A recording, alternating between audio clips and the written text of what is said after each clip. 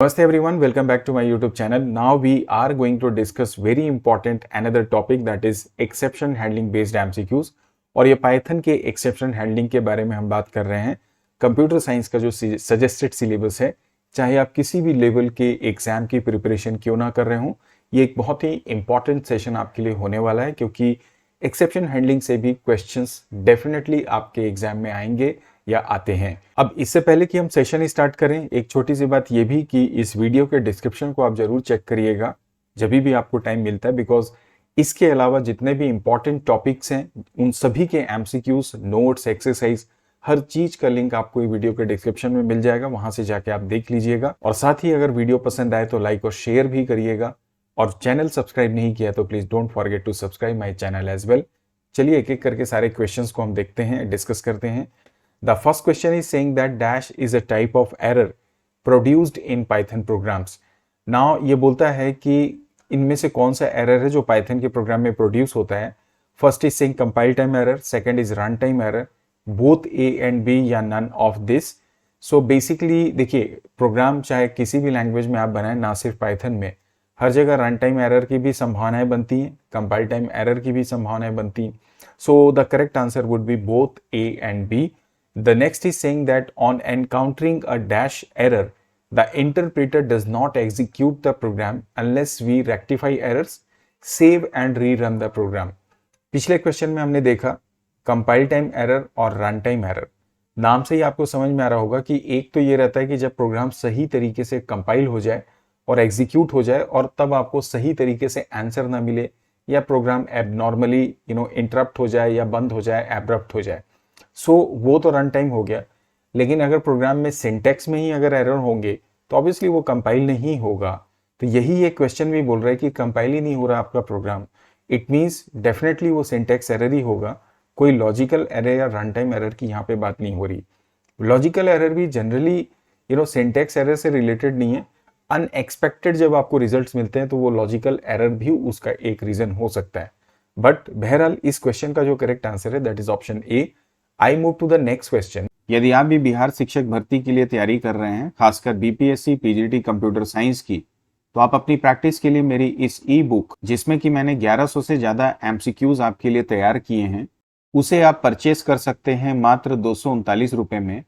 आपकी जानकारी के लिए मैं बता दूं कि इस ई बुक में बीपीएससी का जो सजेस्टेड सिलेबस है उसे हमने पूरी तरह से कवर किया है। आप अपनी स्क्रीन पे भी देख पा रहे होंगे, चाहे वो C++ हो, चाहे वो पाइथन प्रोग्रामिंग हो, चाहे वो कंप्यूटर नेटवर्क हो, चाहे एसक्यूएल हो, बुलियन अलजेब्रा हो, या कंप्यूटर सिस्टम ऑर्गेनाइजेशन। एक एक चैप्टर को हमने चैप्टर वाइज या चैप्टर में डिवाइड करके उसके एमसीक्यूज को आपके लिए प्रिपेयर किया है। इस ई बुक को परचेस करने के लिए गूगल क्रोम में आप मेरी वेबसाइट ओपन करें techtipnaut.in।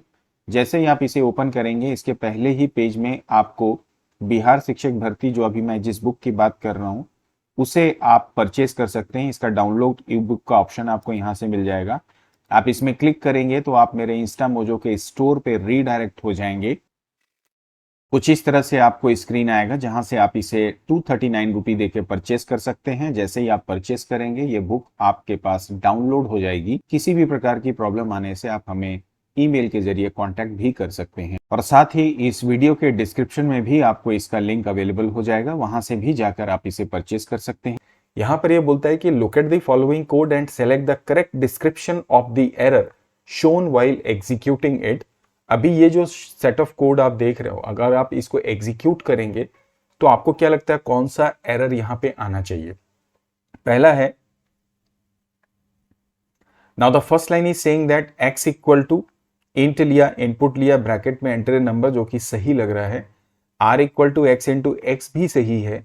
Then print if you see square equal to comma r। तो अगर आप ध्यान से देखें तो यहाँ पे प्रिंट में हमने ब्रैकेट को मिस कर दिया। तो अगर आप इसके ऑप्शंस को देखें, can only concatenate string not integer to STR, not integer to STR. तो भाई आप इनपुट तो कुछ भी कर सकते हैं ना, हमने तो कास्टिंग की है यहाँ पे इंट मेथड को लेके, तो ये तो होगा नहीं। Missing parenthesis in call to print, so obviously अभी हमने देखा भी यहाँ पे ब्रैकेट मिस है, तो ये ऑप्शन बिल्कुल सही है। Name print is not defined, तो इसको ऑब्वियसली इसका कोई औचित्य नहीं बनता, क्योंकि प्रिंट आप ले सकते हैं पाइथन में, इसको डिफाइन करने की आपको जरूरत नहीं है, it's system defined. None of the above का तो सवाल ही नहीं पैदा होता, तो option B is correct. The next is saying that dash is a Python object that represent an error. अब इसमें से कौन सा ऑब्जेक्ट है जो एरर को रिप्रेजेंट करता है? देखिए, एरर को रिप्रेजेंट करने का मतलब ये हुआ कि जब आप एरर को डिफाइंड कर देते हैं, एरर को डिफाइन कर देते हैं मतलब आप उसका एक नाम दे देते हैं। और ये चीज किससे संभव होती है? ऑब्वियसली हमारे एक्सेप्शन से। सो आप समझ ही गए होंगे कि इसका जो करेक्ट आंसर होगा that is option number C, exception. ये दोनों तो कन्वर्टर हैं, मॉड्यूल पाइथन का जो प्रोग्राम होता है उसे कहते हैं। The next is generally all exceptions are generated when a program is syntactically correct. It is talking about exceptions. सामान्यतः जब प्रोग्राम पूरी तरह से सिंटैक्स वाइज करेक्ट होता है तब एक्सेप्शन रेज होता है, जब अनएक्सपेक्टेड रिजल्ट्स आते हैं या सिचुएशन आती है आपके प्रोग्राम में, जो कि काफी हद तक सही है। Syntax error is not considered as exception. तो ये जो सिंटैक्स एरर है ना, ये भी एक्सेप्शन होता है जब आप पाइथन में किसी भी कोड को एग्जीक्यूट करें और अगर उसमें सिंटैक्स एरर है तो वो एक प्रकार का एक्सेप्शन है जो जनरेट होता है आपके सिस्टम के, हालांकि आप उसे रेज नहीं कर रहे होते हैं। सो पहला ऑप्शन यहाँ पे जो है वो बिल्कुल सही है, दूसरा ऑप्शन जो है वो पूरी तरह से गलत है। यहाँ पे आपके दिमाग में एक द्वंद्व हो सकता है कि भाई generally all exceptions are generated, जब प्रोग्राम सिंटैक्स वाइज करेक्ट होता है देन सिंटैक्स एरर को भी आप एक्सेप्शन बोल रहे हैं। तो जनरली जब वर्ड आ गया तो जनरली जितने भी एक्सेप्शन जनरेट होते हैं तो वो जनरेशन कब होता है, आप कब डिफाइन करते हैं एक्सेप्शन को? जब आपको लगता है कि सिंटैक्स वाइज सारी चीजें सही हैं। अगर सिंटैक्स एरर आ रहा है तो वो एरर भी एक प्रकार का एक्सेप्शन ही है जो सिस्टम थ्रो करता है। And hence we can say that the first is correct and the second is what, false. So the correct answer is what, option number A. I move to the next. When an error occurs during the execution of the program, an exception is said to have been। मतलब जब एक कोई error आता है जब programme को आप execute करते हैं तो एक्सेप्शन को हम क्या बोलते हैं? क्या वो क्रिएट होता है, एसर्टेड, ट्रिगर्ड और रेज्ड? तो जनरली जब कोई एरर प्रोड्यूस होता है तो एक्सेप्शन क्या होता है? सबसे पहले रेज होता है, राइट? सो इसका जो करेक्ट आंसर होगा that is option number D. Now the next is Which of the following is not a built-in exception in Python? Python में इनमें से कौन सा built-in नहीं है? देखिए, Python में obviously आप एक्चुअली तो सारे प्री डिफाइंड एक्सेप्शंस को ही यूज करते हैं और उनका एक पर्टिकुलर पर्पस होता है। तो सिंटैक्स एरर एक बिल्ट इन है, वैल्यू एरर भी बिल्ट इन होता है, जीरो डिवीजन एरर भी बिल्ट इन फंक्शन है, सॉरी एक्सेप्शन है। एक्सपोर्ट एरर जो है, ऐसा कोई एरर हमारे पाइथन पे नहीं होता है, बजाय इसके एक्चुअली जो होता है that is your import error, right? So the correct answer is what, option number D. I move to the next. It is raised when the file specified in a program statement can not be open. एक ऐसा exception जो raise होता है तब जब आप अपने programme में किसी फाइल को स्पेसिफाई करते हैं और वो ओपन नहीं हो रहा होता है।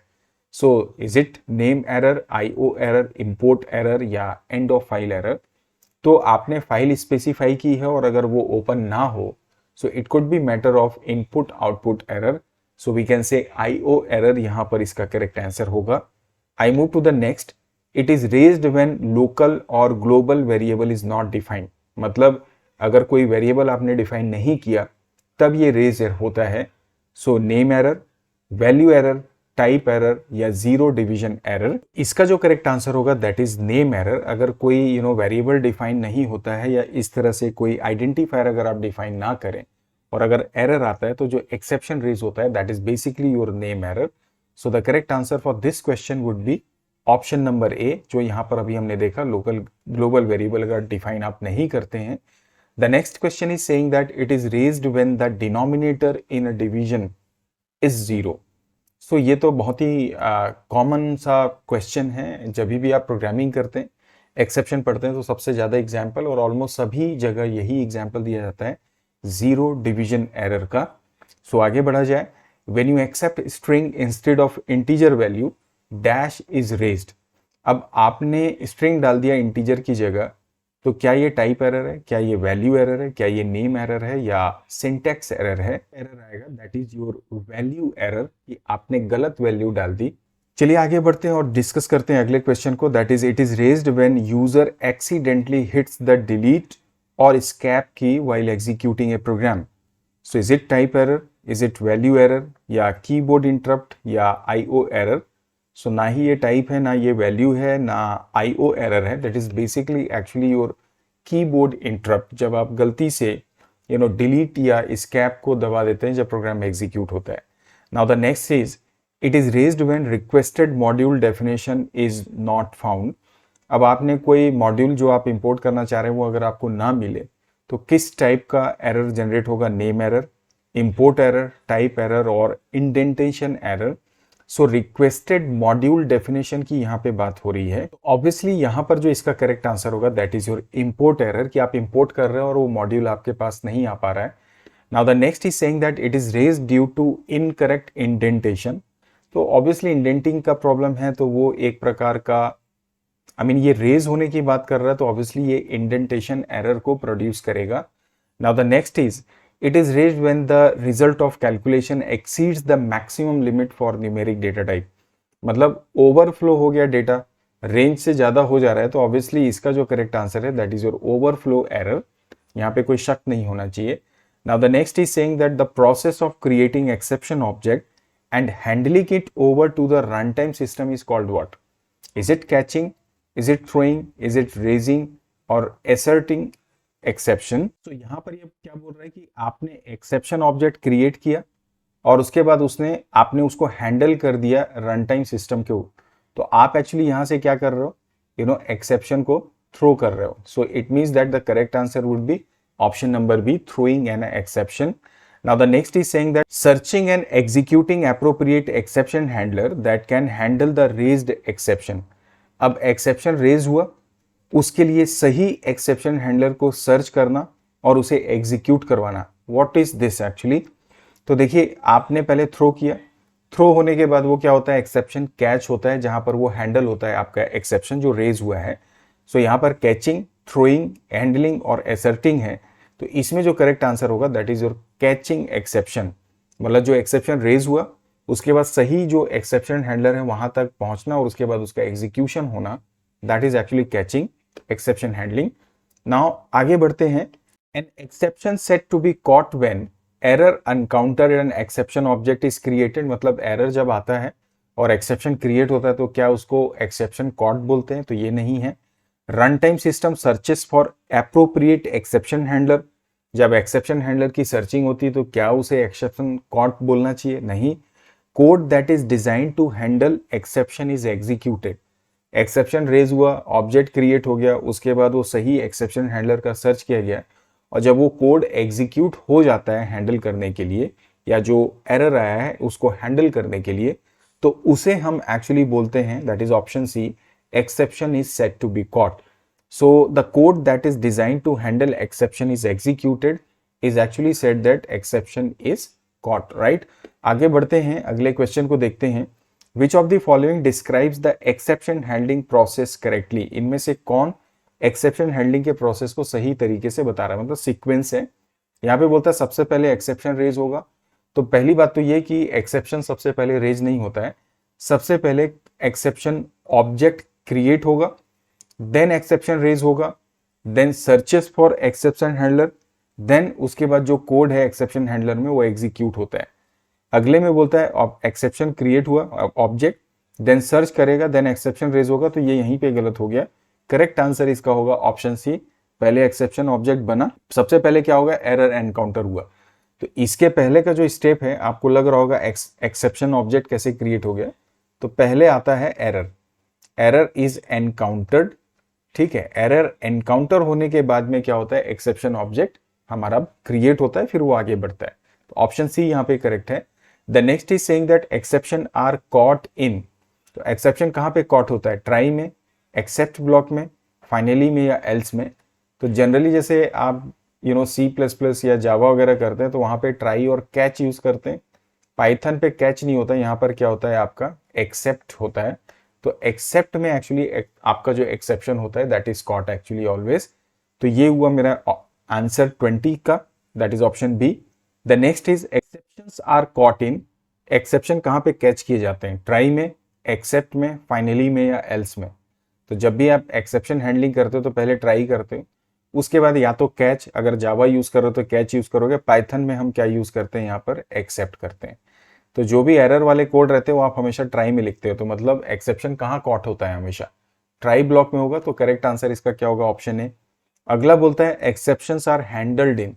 अब यहाँ पर जो एरर आया उसको हैंडल करने के लिए आप एक्सेप्ट ब्लॉक लेते हो पाइथन प्रोग्रामिंग में। तो यहाँ पर इसका जो करेक्ट आंसर होगा that is your option number B, except block. आगे बढ़ते हैं। The statement written inside dash block is always executed regardless of whether an exception has occurred or not. आपने भैया ट्राई ब्लॉक लगाया, आपने एक्सेप्ट लगा दिया। अब चाहे एक्सेप्शन आए चाहे ना आए, और जिस प्रकार का एक्सेप्शन है वो पकड़ा है या ना पकड़ा है, लेकिन यहां पर जो कोड यहां पर जो आप लिखते हैं जिस ब्लॉक में, ये कोड एग्जीक्यूट होता ही होता है। तो ये कौन सा ब्लॉक होता है आपका, फाइनली। इसका जो करेक्ट आंसर होगा that is option number D. I move to the next question. Which of the following statement is not true about try except block. इनमें से कौन सा कथन सही नहीं है ट्राई और एक्सेप्ट ब्लॉक के लिए। पहला बोलता है कि every try block must be followed by at least N except block. मतलब हर एक जो ट्राई ब्लॉक है उसके साथ कम से कम एक एक्सेप्ट ब्लॉक होना चाहिए, बिल्कुल सही है। मतलब ट्राई को आप खाली नहीं छोड़ सकते, खाली नहीं बना सकते। A try block can be followed by more than one except block, वो भी हो सकता है। एक ट्राई के कई एक्सेप्ट ब्लॉक हो सकते हैं। The third statement is the statement inside the except block is always executed regardless of whether an exception has occurred in try block or not. तो ये स्टेटमेंट गलत है। आपने ट्राई डाला और उसके नीचे एक्सेप्ट लगाया, अब एक्सेप्ट में आपने बोला आईओ एरर, तो भाई ये इसके अंदर का कोड तभी एग्जीक्यूट होगा जब ये आईओ एरर प्रोड्यूस करेगा, या ये जनरेट होगा या रेज होगा, राइट। अपने मन से हो चाहे मत हो एग्जीक्यूट होगा, ऐसी वाली कोई बात नहीं। तो ऑप्शन सी तो यहाँ पर पूरी तरह से गलत है। अगला ऑप्शन है कि an except clause can be added without specifying any exception. तो ये आप कर सकते हैं।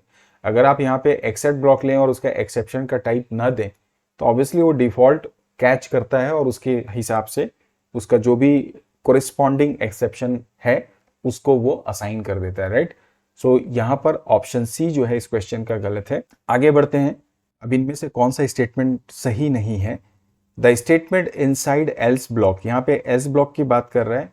It is executed regardless of whether there except block is executed or not. अब आप क्या लगाते हो, ट्राई लगाते हो और एक्सेप्ट लगाते हो, ठीक है। अब होता क्या है, ये दोनों काम कब करेगा, जब एक्सेप्शन आता है। तो अगर एक्सेप्शन आएगा तो ये डेफिनेटली ये चेक करेगा सही तरीके से है या नहीं है। अब मान लीजिए एक्सेप्शन रेज हुआ और एक्सेप्ट ब्लॉक सही तरीके से काम नहीं कर रहा है, इसका मतलब ये नहीं है कि ये एल्स वहां पे एग्जीक्यूट कर जाएगा। ये एल्स ब्लॉक तब एग्जीक्यूट करता है जब आपके प्रोग्राम में किसी भी प्रकार का कोई एरर नहीं होता है। उस लिहाज से ये पहला स्टेटमेंट जो है वो यहाँ पे फॉल्स है। दूसरा बोलता है if an exception is encounter further execution of the code inside the try block is stopped, जो बिल्कुल सही बात है, and control is transferred to the except block. अब आपने यहाँ पे लिखा x अपॉन वाई और y जो है 0 डाल दिया, तो ये एक्सेप्शन रेस करेगा। तो इसका मतलब इसके आगे कोई स्टेटमेंट है वो एग्जीक्यूट नहीं होगा, यहाँ से कंट्रोल ट्रांसफर हो जाएगा आपके एक्सेप्ट ब्लॉक में। So this is absolutely fine. So we can say the पहला स्टेटमेंट जो है वो गलत है and second is what your true. I move to the next question now. Which of the following is again not true.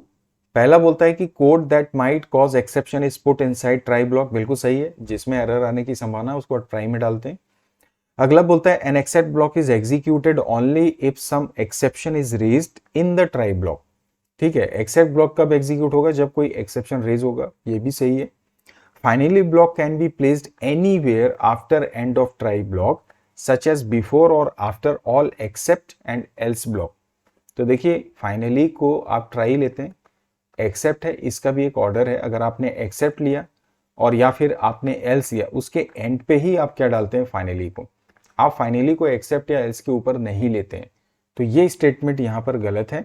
If an exception is encountered further execution of the code inside the try block is stopped and control is transfer to the except block. तो ये पिछले में भी हमने देखा कि भाई try के अंदर अगर एक्सेप्शन आया मतलब आगे के कोड एग्जीक्यूशन बंद होगा, सीधे कोड जंप कर जाएगा या प्रोग्राम का कंट्रोल जंप कर जाता है आपके एक्सेप्शन हैंडलर में, दैट इज योर एक्सेप्ट में। तो इस क्वेश्चन का जो करेक्ट आंसर है, जो गलत स्टेटमेंट है, ये है ऑप्शन नंबर सी। हम आगे बढ़ते हैं। The dash is an exception handler. इनमें से कौन सा एक्सेप्शन हैंडलर है। ट्राई, एक्सेप्ट, फाइनली या else. So the correct answer is what your except. इसे हम एक्सेप्शन हैंडल बोलते हैं। अगला क्वेश्चन है the keyword used with the exception handling are. मतलब पाइथन में अगर आप एक्सेप्शन हैंडलिंग कर रहे हैं तो इसमें से कौन कौन सा कीवर्ड उसमें इस्तेमाल होता है? रेज होता है, एसर्ट होता है, थ्रो होता है, कैच नहीं होता है। तो कैच वाला दोनों नहीं होगा। ट्राई होगा, एक्सेप्ट होगा, एल्स भी होता है, फाइनली ऑप्शन सी बिल्कुल सही है। थ्रो, कैच, फाइनली तो कैच आ गया, मतलब ये होगा ही नहीं। So the correct answer is what your option C. आप ट्राई, एक्सेप्ट, एल्स, फाइनली ये सभी यूज करते हैं पाइथन पे। जावा होता तो आप कैच की बात कर सकते थे। अगले क्वेश्चन को देखते हैं। Which of the following keyboard is not part of exception handling. इनमें से कौन सा कीवर्ड एक्सेप्शन हैंडलिंग का पार्ट नहीं है? ट्राई है, कैच नहीं है, एक्सेप्ट और फाइनली होगा। So the correct answer is what your option B. आगे बढ़ते हैं। If the exception is not handled by any of the except clause then it is re-raised after the execution of the finally block. तो Python में ये बिल्कुल सही statement है। आपका कोई मतलब एक्सेप्शन जो है वो हैंडल ही नहीं हुआ, प्रोग्राम का फाइनली स्टेटमेंट एग्जीक्यूट हो गया, लेकिन उसके बाद वो एक्सेप्शन फिर से री-रेज होता है। ये बात बिल्कुल पक्की है, तो यहाँ पर ये ट्रू होगा। आगे बढ़ते हैं। Advantage of using exception handling in Python is what. Exception handling का फायदा क्या है? पहला तो ये कि it maintains normal flow of program, बिल्कुल सही है। It avoid the program getting crashed, ये भी बिल्कुल सही है। It separates the main logic of the program from error detection and correction code. तो ट्राई और जब आप एक्सेप्ट करते हो मतलब आप प्रोग्राम के मेन लॉजिक को, जहां पर एरर वाले चांसेस हैं उनको अलग कर देते हो और जिसमें एरर के चांसेस नहीं उनको अलग कर देते हैं, मतलब जहां पे हैंडल करते हैं। तो ये भी स्टेटमेंट बिल्कुल सही है। तो all of the above are correct here. I move to the next now. Advantage of using exception handling in Python is R. It ensures that program does not terminate abnormally due to any error. मतलब ये exception handling का फिर से आपको बता रहा है advantage. तो ऑब्वियसली प्रोग्राम एबनॉर्मली टर्मिनेट होने से बचाने का काम कौन करता है? आपका एक्सेप्शन हैंडलिंग, जो कि बिल्कुल सही है। दूसरा, provide standardise solution for commonly occurring error. जो कॉमन एरर्स आते हैं उनके लिए स्टैंडर्ड सॉल्यूशन देना, that is called exception, is again absolutely correct. So the correct answer is what? Option C, that is both A and B. I move to the next question. What will happen if finally and except blocks are not positioned properly? अब finally और except को अगर आप सही तरीके से position नहीं करोगे, प्रोग्राम एग्जीक्यूट होगा लेकिन डिस्प्ले कुछ नहीं होगा, गलत है। प्रोग्राम विल थ्रो एक्सेप्शन, बिल्कुल गलत है। प्रोग्राम विल नॉट कंपाइल जो है वो बिल्कुल सही है। प्रोग्राम विल एग्जीक्यूट सक्सेसफुली तो हो गई नहीं। ऑप्शन सी जो है वो सही है। आप ट्राई और ब्लॉक और इसको ऑर्डर को अगर आप सही तरीके से नहीं करोगे, प्रोग्राम कंपाइल ही नहीं होगा। The next is each try block must always be followed by at least one block that is either except और फाइनली। ये बिल्कुल सही स्टेटमेंट है। आप खाली ट्राई को तो नहीं लिख सकते, राइट। आगे बढ़ते हैं।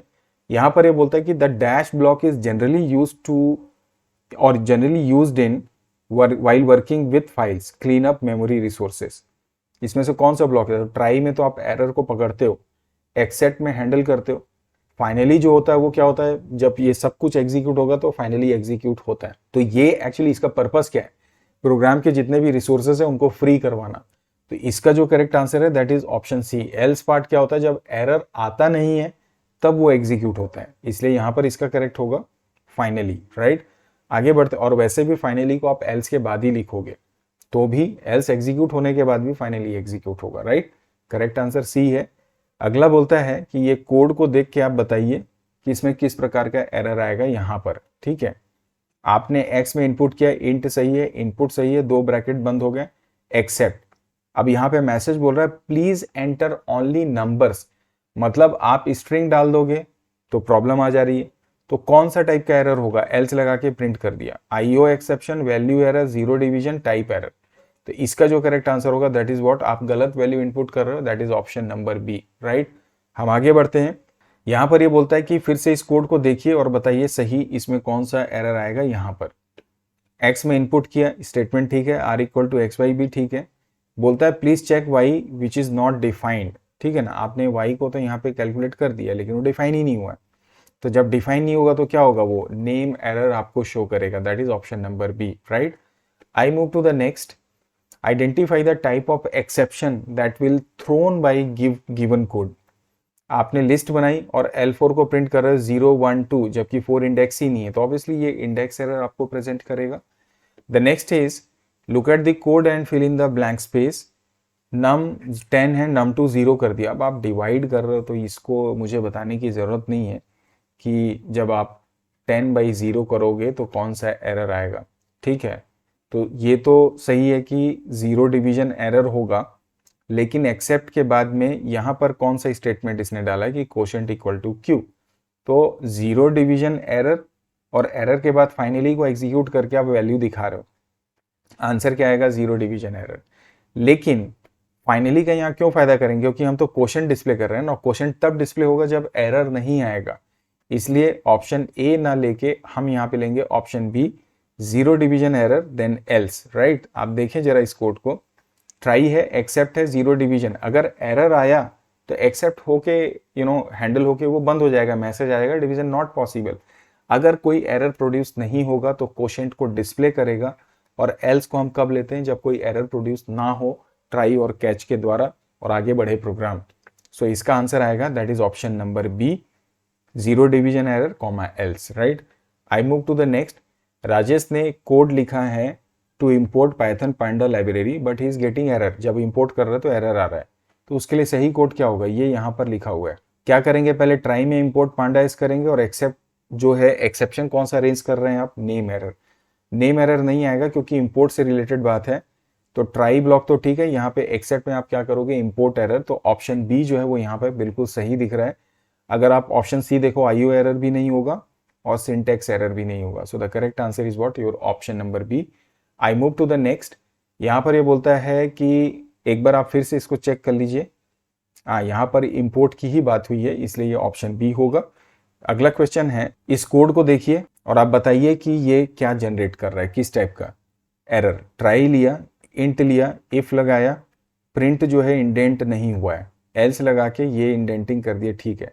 तो इंडेंटिंग अगर आप नहीं करोगे तो ये सिंटैक्स एरर प्रोड्यूस करेगा। आंसर जो आएगा इसका that is syntax error, option number A, right. I move to the next question. यहाँ पर क्वेश्चन नंबर 41 है कि ये कोड आप देखो, प्रिंट का पी कैपिटल हो गया है, हेलो वर्ल्ड, तो ये क्या जनरेट करेगा, तो ऑब्वियसली ये सिंटैक्स एरर ही जनरेट करेगा क्योंकि पी को आपने कैपिटल कर दिया है। तो इस तरह से ये कुछ एक्सेप्शन हैंडलिंग के क्वेश्चंस थे, अराउंड 40 क्वेश्चन, जो आई थिंक पाइथन प्रोग्रामिंग के पॉइंट ऑफ व्यू से काफ़ी आपके लिए इंपॉर्टेंट हो सकते हैं। इसके क्वेश्चन आने की संभावना भी है।